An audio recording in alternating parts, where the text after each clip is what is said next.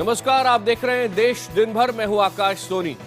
सबसे पहले एक चौंकाने वाला वीडियो हम आपको दिखाने वाले हैं। ये मुंबई से वीडियो आया है जिसमें एक महिला आपको नजर आएगी। यहां ध्यान से देखिए किस तरह से चलती ट्रेन से एक परिवार निकलने की कोशिश कर रहा था, एक बोगी से दूसरे बोगी में जा रहा था और ये आदमी पहले उतरता है और उसके ठीक बाद उसकी मां उतरने की कोशिश करती है, जिसकी उम्र तकरीबन 55 साल थी। इनका नाम किरण देवी कोठारी बताया जा रहा है, सूरत की है, मुंबई आई थी और उसी समय पर जब एक बोगी से निकलकर चलती ट्रेन में दूसरी बोगी में परिवार जाने की कोशिश कर रहा था, वो उतरती है और अपने बेटे से टकराकर ट्रेन और प्लेटफॉर्म के बीच जो जगह है वहां गिर जाती है। जो गार्ड था उसने ये देखा कि एक महिला नीचे गिर गई है, उसने तुरंत कुछ ही सेकंड के अंदर इस गाड़ी को जरूर रोक दिया। लेकिन दुख की बात यह है कि ये चौंकाने वाला वीडियो जो आप देख रहे हैं, इसमें जो महिला है किरण देवी कोठारी, 55 साल की इनकी उम्र है, ये नीचे गिरी और इसके बाद इन्हें जो चोट आई, अस्पताल में उन्हें ब्रॉट डेड घोषित किया गया, उनको बचाया नहीं जा सका। ये वीडियो 15 जनवरी का है और मुंबई के बोरीवली स्टेशन का है।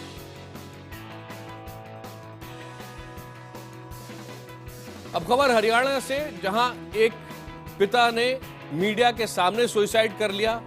उसका ये कहना है, उसने जो सुसाइड नोट लिखा है उसमें लिखा है उसने कि उसकी बेटी के सामने उसकी बेटी ने जिस तरह से उसको आत्महत्या के लिए उकसाया गया, उसके कारण वो खुदकुशी कर रहा है और इसके बाद यानी कि पिता की मौत के बाद, आत्महत्या के बाद जाकर इस पर केस रजिस्टर किया गया है। हाँ जी, मेरी औरत खराब है पुलिस के साथ और मेरी लड़की को 15 साल की लड़की है, उसको जबरदस्ती बलात्कार के ऊपर धक्के लगा है। मेरी पत्नी ने दबाव देगा, पुलिस ने दबाव देगा जी, और मैंने सुसाइड किया है, इसलिए गोली खाया है। ये तस्वीरें हैं हरियाणा सचिवालय के पार्किंग की। इस बेबस पिता के दर्द को समझिए। अपनी बेटी को इंसाफ दिलाने में नाउम्मीद शख्स ने जिंदगी खत्म करने का फैसला लिया। पीड़ित पिता का आरोप है कि खरखौदा पुलिस स्टेशन के पुलिसकर्मी उसकी 15 साल की बेटी से लगातार बलात्कार कर रहे हैं। पीड़ित शख्स के मुताबिक उसके पास मौत को गले लगाने के अलावा कोई और रास्ता नहीं है, इसलिए उसने जहर की गोलियां खा ली। लेकिन जाने से पहले उसने सचिवालय में मौजूद मीडिया के सामने अपनी मजबूरी बताने का फैसला किया। एक उम्मीद की, शायद उसके जाने के बाद उसकी बेटी को इंसाफ मिल सके। खरखौदा पुलिस वाले है ना, उनके संबंध है। मेरी जनानी गए और वो थाने में भी जाती है, लड़की को ले वहीं पर बलात्कार करते हैं उससे जी। मेरी औरत को भी सजा होनी चाहिए। अपनी आप बीती सुनाते हुए पीड़ित शख्स कुछ देर बाद उल्टी करने लगा और बेहोश हो गया, जिसके बाद उसे आनन फानन में पीजीआई अस्पताल ले जाया गया, जहां उसे मृत घोषित कर दिया गया। मरने से पहले उसने पूरे मामले की सीबीआई जांच की मांग की। हे भगवान, मैं जाने से पहले कह रहा हूँ सीबीआई से जांच हो, सीबीआई से मरने से पहले यही कह रहा हूँ, सीबीआई से जांच हो। मौत से पहले इस शख्स ने सुसाइड लेटर भी लिखा, जिसमें उसने लिखा है कि उसे पुलिस की तरफ से लगातार धमकियां मिल रही थी। मेरी पत्नी और पुलिस वाले कहते हैं कि तेरे को ब्लैक लिस्ट में डाल दिया है, तेरे को एनकाउंटर में मारेंगे। मैं भी डर के मारे कुछ कह नहीं पाता, आत्महत्या के लिए मजबूर कर दिया। इन दोनों के डर से मैं आत्महत्या कर रहा हूँ। हमारी जिंदगी खत्म कर दी है। इस जनवरी महीने की कॉल डिटेल निकालकर चेक किया जाए, इन्हें सख्त सजा दी जाए। जब इस मजबूर पिता को कोई रास्ता नजर नहीं आया तो उसने जिंदगी खत्म करने का फैसला लिया। हालांकि इलाके के एसएचओ जांच की बात कर रहे हैं। अभी हम उसके सुसाइड नोट के जो कंटेंट्स हैं उसको स्टडी करके, वेरीफाई करके जो भी कार्रवाई होगी वो हम अमल में लाएंगे। हैरान करने वाली बात यह है कि इस पिता ने हरियाणा सचिवालय में आकर मीडिया के सामने बयान दिया और फिर अपनी जान दे दी। ये वो जगह है जहां सूबे के आला अधिकारी बैठते हैं। अगर पिता के आरोप सही हैं, तो यह आत्महत्या नहीं बल्कि हत्या है। राजस्थान में बूंदी से विधायक अशोक डोगरा के मोबाइल फोन से एक असिस्टेंट इंजीनियर को धमकाने का मामला अब गर्मा गया है। बीजेपी का कहना है कि पहले से वो इस मामले को गंभीरता से ले रही है, लेकिन कांग्रेस लगातार अब बीजेपी को इस मसले पर घेर रही है। नहीं, ये तो कनेक्शन लेने को तैयार है यार, कमाल की बात कर रहे हो आप। फोटो लेने के लिए तैयार। कल को सबको आपके घर के बाहर बिठा दूंगा, कपड़े पड़वा दूंगा। आप बात कैसी कर रहे हो यार? जनप्रतिनिधि नहीं, एक बार बता रहे, अरे सुन, तू किससे बात कर रहा है? जनप्रतिनिधि से बात कर रहा है ना। जनप्रतिनिधि तू तो जैसे बोल रहा है जैसे तू मेरे ऊपर अफसर लगा हुआ हो। नहीं, आपसे नहीं, फिर ऐसे कैसे बात कर रहा है तू? इतने लोगों की भावनाओं को नहीं देखेगा तो तेरे घर पे तेरे कपड़े पड़वा दूंगा। तू कल आना ऑफिस में, कपड़े पहन के आएगा, तेरे घर पे बिना कपड़े के बैठ। ऑडियो में बूंदी विधायक अशोक डोगरा कच्ची बस्ती में बिजली कनेक्शन नहीं देने पर एक अफसर को कपड़े उतरवाने तक की धमकी दे रहे हैं। इसी ऑडियो को लेकर राजस्थान के बूंदी विधायक अशोक डोगरा के खिलाफ एक सरकारी कर्मचारी को धमकाने का मामला दर्ज हुआ है। हालांकि अब वो सफाई दे रहे हैं।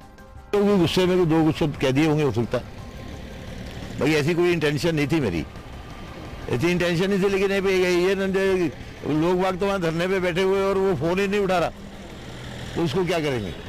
फिलहाल इस मामले में जांच के आदेश दे दिए गए हैं। बीजेपी भी गलती होने पर कार्रवाई की बात कर रही है। उत्तराखंड में पुलिस वालों के बढ़े हुए वजन को देखकर एसपी साहब बेहद नाराज हो गए और उसके बाद उन्होंने जो सुलूक किया उससे कई पुलिस वाले बेहद परेशान हुए।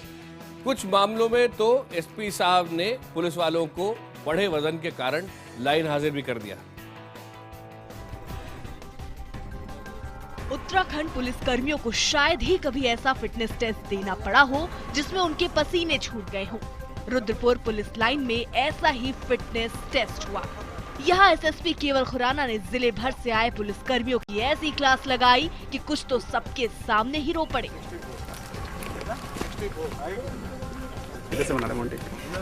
दरअसल वजन चेक कराया तो काफी संख्या में पुलिसकर्मी ओवरवेट मिले। एसएसपी ने ओवरवेट एक सिपाही को निलंबित करने की चेतावनी दी तो वो सबके सामने रो पड़ा और निलंबित ना करने के लिए गिड़गिड़ाने लगा। कुछ पुलिस वालों को इस मामले में लाइन हाजिर कर दिया गया। इस दौरान अधिक वजन वाले एक पुलिसकर्मी को अपने सीनियर को पीठ पर बैठाकर पुलिस लाइन के चक्कर लगवाया गया।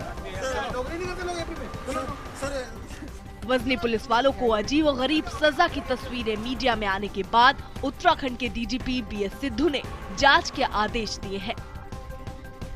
फोर्स के एक कनिष्ठ कर्मचारी के साथ सार्वजनिक रूप से दुर्व्यवहार करना जो है वो एक गंभीर मामला है और इसके ऊपर जांच और अन्य आवश्यक कार्रवाई की जा रही है और शीघ्र ही इसमें शासन को रिपोर्ट प्रेषित कर दी जाएगी। महाराष्ट्र में शनि मंदिर पर संग्राम अब भी जारी है।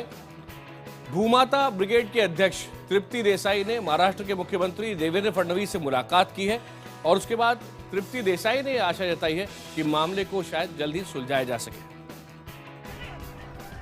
महाराष्ट्र के शनि शिंगणापुर में गणतंत्र दिवस पर महिलाओं को बेशक पुलिस ने शनिदेव के मंदिर में जाने से रोक दिया हो, लेकिन ये बवाल अभी थमा नहीं है। भूमाता ब्रिगेड इस मुद्दे पर आर पार के मूड में है। मंदिर में रोके जाने से खफा भूमाता ब्रिगेड की अध्यक्ष तृप्ति देसाई ने मुख्यमंत्री से मुलाकात की।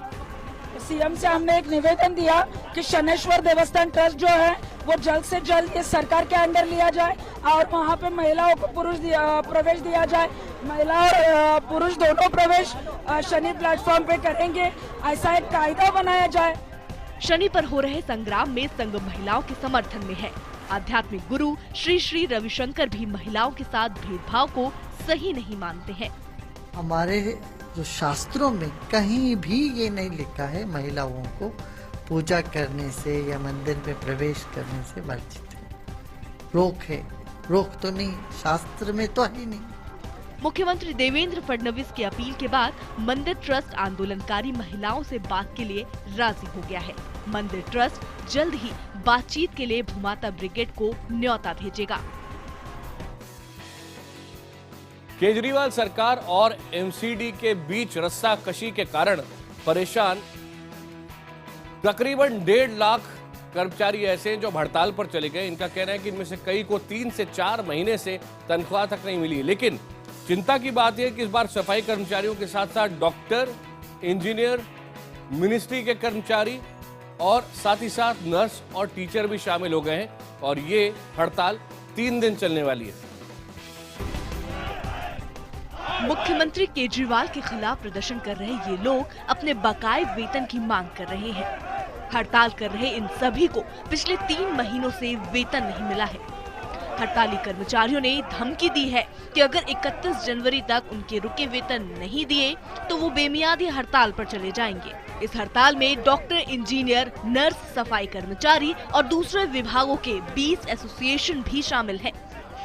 हड़ताल पे सड़कों पर उतरने का केवल एक ही मकसद है कि अभी तक हमारा वेतन नहीं मिला है। हमारे कुछ कर्मचारी ऐसे हैं जिनका 4-4 महीने का वेतन नहीं मिला है, ट्यूशन के बच्चों की फीस नहीं मिली है, बहुत सारी हमारी डिमांड्स है जो पेंडिंग ऐसी की ऐसी ही है। इसके अलावा वेतन नहीं मिलने के आरोप में एमसीडी स्कूलों के शिक्षक और एमसीडी अस्पतालों की नर्सें भी 3 दिन की हड़ताल पर चली गई हैं। इस दौरान नाराज शिक्षक और नर्सों ने जंतर मंतर पर विरोध प्रदर्शन किया। एमसीडी के 1 लाख लोग हड़ताल, उनकी रोजी रोटी का सवाल है। 3 महीने, 4 महीने, 6 महीने से वेतन नहीं मिला और दिल्ली सरकार 600 करोड़ से ज्यादा विज्ञापन पे खर्च कर रही है। हड़ताल के खिलाफ एक पीआईएल पर सुनवाई करते हुए दिल्ली हाईकोर्ट ने पुलिस को नोटिस जारी किया है और ड्यूटी पर आने वाले एमसीडी सफाई कर्मियों को सुरक्षा मुहैया कराने को कहा है। सवाल ये कि केजरीवाल बनाम एमसीडी की जंग कब तक चलेगी। देश दिन भर में एक बार फिर आपका स्वागत है। अब आपको लिए चलते हैं उत्तर प्रदेश, जहां गणतंत्र दिवस पर एक कार्यक्रम हो रहा था, लेकिन ये जेल के अंदर हो रहा था और देशभक्ति के इस कार्यक्रम में यह ऐसा भद्दा कार्यक्रम था, नोटों की बारिश हो रही थी। पीलीभीत जेल की इन तस्वीरों को भी देख लीजिए। क्या आप यकीन करेंगे कि ये गणतंत्र दिवस समारोह की तस्वीरें हैं? लेकिन अब आप देखिए ये तस्वीरें। अब स्टेज पर नोटों की बारिश शुरू हो गई है। क्या आप यकीन करेंगे कि गणतंत्र दिवस का जश्न मनाने के लिए सरकारी अधिकारियों की देखरेख में इस कार्यक्रम का आयोजन किया गया है। पीलीभीत जिला कारागार में सांस्कृतिक कार्यक्रम के नाम पर कैदियों ने फूहड़ डांस किया और दूसरे कैदी नोट उड़ाने लगे। यही नहीं, एक कैदी खुलेआम धुआं उड़ाते भी दिखा। जाहिर है गणतंत्र दिवस के जश्न में इस तरह की फुहड़ता करने वालों को देशभक्ति का मतलब भी नहीं पता। तस्वीरें जेल की हकीकत साफ बयां कर रही हैं। आइए अब आपको लिए चलते हैं गुजरात। अहमदाबाद में आज रेडियो जॉकी आरजे कुणाल ने पुलिस के सामने आत्मसमर्पण कर लिया। 6 दिन पहले आरजे कुणाल की पत्नी भूमि पांचाल ने खुदकुशी की थी।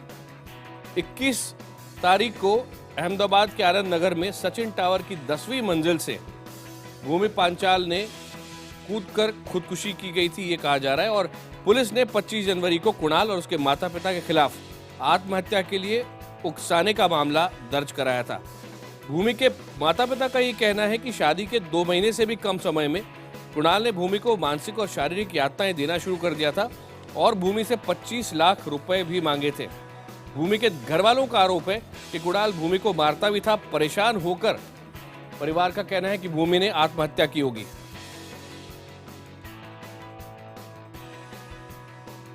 और चलते चलते आपको याद दिला दें कि आज हम तो पूछेंगे हमारे प्राइम टाइम प्रोग्राम में रात 8 बजे का सवाल क्या है। आज का सवाल है, क्या महिलाओं को देश के हर धार्मिक स्थल पर पूजा पाठ का अधिकार मिलना चाहिए?